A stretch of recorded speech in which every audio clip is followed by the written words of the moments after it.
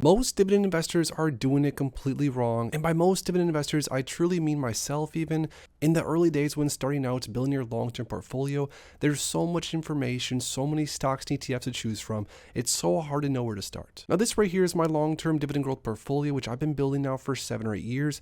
This portfolio collectively pays me around $6,849 per month, or around $82,000 per year. And even though by no means was this portfolio built overnight, for several years now, because I definitely surpassed the learning curve when it comes to dividend investing, I think it's pretty safe to say that now, because I know what I'm doing, the portfolio has grown quite nicely because of this. Now in this video, we're going to go over some of the main things I see dividend growth investors doing wrong in the early days of their investing career, and go over specifically some of the mistakes that I made that I wish I wouldn't have in the early days of my investing career. Then later on in the video, I'm going to share with you exactly what dividend investors should be doing early on, and exactly why these things are so important for the long-term success in your dividend investing career. So if you're a dividend investor that wants to learn from a seasoned investor that's been through it all at this point, make sure to stick around, drop a like down below, and let's get right into it. Real quick, for those that haven't already, make sure to go to the first link in my description and grab my new dividend investing ebook, where I share exactly how I went from $0 invested to now earning over $6,000 on a monthly basis and over $1 million invested in the markets. Along with the ebook, you're also going to receive my custom dividend tracker, where you can track your dividend progress on an ongoing basis and reach your dividend investing goals. So make sure to grab yourself a copy of my dividend investing ebook and the new dividend tracker today. It's the first link in my description. So first off, some of the things that investors do wrong a lot of times, especially when it comes to dividend investing,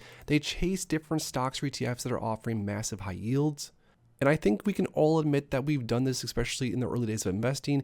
I remember sorting different stocks from lowest to highest yield and thinking to myself, well, why wouldn't I purchase the stocks and ETFs that offer the highest yield? I want the most dividends after all, don't I? And this is exactly why in my portfolio, you can see that I own certain names like Verizon Communications, which I own over 1,200 shares of, with an average cost per share of around $53, when Verizon, as of filming this video, is trading at around 40 bucks. Now, because I've sold covered calls later on, and because Verizon stock does pay a pretty good dividend, I'm not necessarily down all that much as far as total return goes, but still, looking back, there's absolutely no reason, knowing what I know now, why I should in any world own 1,200 plus shares of Verizon stock. But Verizon stock back in the day was offering a higher starting yield than a lot of other higher quality stocks and ETFs across the market. So for those reasons, basically, and those reasons alone, I loaded up and bought so many shares of Verizon, which I guess it could have been worse. There's still, of course, were many better investments I could have deployed my money into back then. And of course, there's other names in the portfolio which offer a similar story. Right here is qyld, or the Global X Nasdaq 100 Covered Call ETF, which I currently have around 2,734 shares of. Now, once again, if you look at total return and look at all the dividends I've received or distributions I've received over the years, even though I'm down a little bit as far as my average cost per share to the last closing price, I still haven't done all that bad. But again, there's not necessarily a reason why I should be owning almost 3,000 shares of qyld, especially knowing what I know now and understanding deeply on how these types of investments work. So one of the big takeaways and one of the big don'ts when it comes to investing, especially in the early days, do not chase stocks or ETFs just because they're offering a potentially higher yield than other stocks or ETFs across the market. Just because a stock is paying more in dividends does not necessarily mean that you're going to make more money long term, because like a lot of investments in my portfolio, take MPW, Medical Properties Trust, not only am I down significantly on this position, but also Medical Properties has cut their dividend substantially since I first started buying it.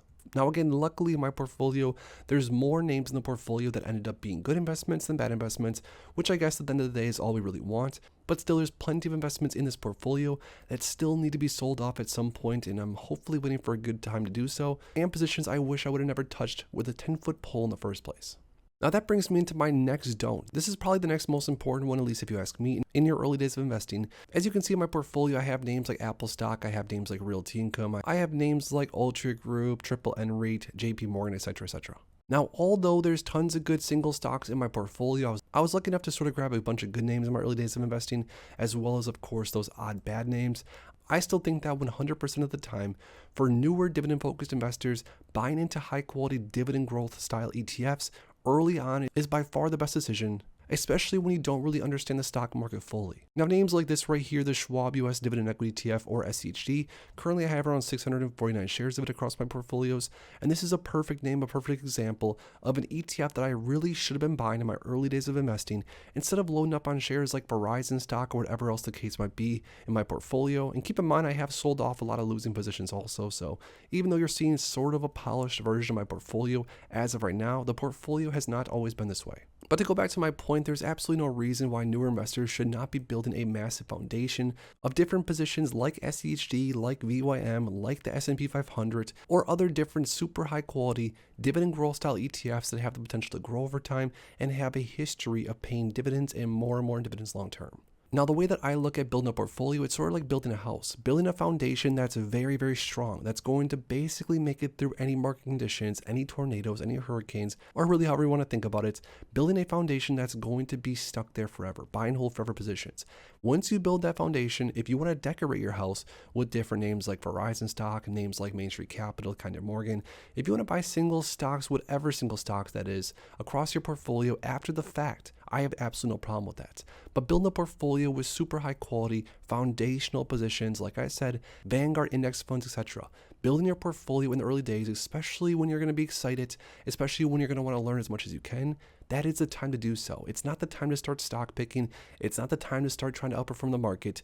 It's the time to build a foundation for your portfolio, and that's absolutely it. Now you can see across my portfolio, that's basically what I've done here.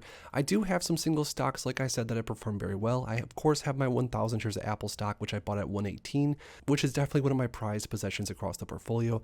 I also have different names in here that I honestly probably would never sell. But as you can see, I also have pillars in the portfolio that are not only foundational positions of the portfolio, but names, like I said, that I'm not going to sell either for a very long time or even perhaps forever.